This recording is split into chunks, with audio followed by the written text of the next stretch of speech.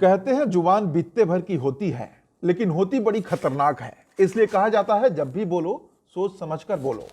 कमान से तीर और जुबान से निकली बोली वापस नहीं आती। दरअसल ये बात इसलिए आज हम आपको बता रहे हैं क्योंकि पूर्व केंद्रीय मंत्री और कांग्रेस के कद्दावर नेता जयराम रमेश को अपनी छटांग भर जुबान के चलते कोर्ट में माफी मांगनी पड़ी है। दरअसल जयराम रमेश को एक मानहानि के केस में एनएसए अजीत डोभाल के बेटे विवेक डोभाल से माफी मांगनी पड़ी है। कांग्रेस नेता जयराम रमेश ने कोर्ट में विवेक डोभाल से लिखित माफीनामा मांगा है। जयराम रमेश ने अपने माफीनामा में लिखा है कि मैंने विवेक डोभाल के खिलाफ बयान दिया और चुनावी गर्मी के माहौल में आकर गुस्से में कई आरोप लगाए। मुझे इसका सत्यापन करना चाहिए था। माफी मांगने के बाद विवेक डोभाल ने जयराम रमेश को माफ कर दिया और इस केस को बंद करने के लिए भी राजी हो गए।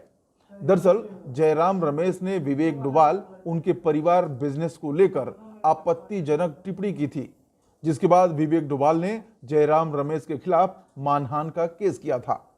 विवेक डोभाल ने फरवरी 2019 में जयराम रमेश के खिलाफ मानहानि का केस किया था।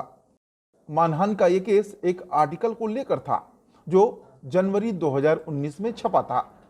विवेक डोभाल ने आरोप लगाया था कि पत्रिका में उनके खिलाफ गलत आरोप लगाया गया था और इन तथ्यों को जयराम रमेश ने प्रेस कॉन्फ्रेंस में दोहराया था।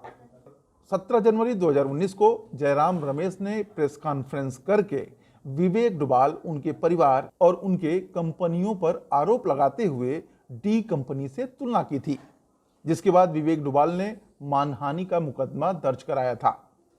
जयराम रमेश ने अपने माफीनामे में कहा कि एक पत्रिका में विवेक डोभाल, उनके परिवार को लेकर एक आर्टिकल छपा था, जिसके आधार पर ही उन्होंने प्रेस कॉन्फ्रेंस में विवेक और उसकी कंपनी पर आरोप लगाए थे।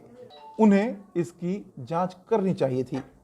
चुनाव का वक्त हो या कोई भी टाइम, जब भी किसी पर आरोप लगाए तो सोच समझ कर लगाए, क्योंकि राजनीति करने के चक्कर में अपनी बेइज्जती ना करवा ले, जिस तरह जयराम रमेश ने कराई है।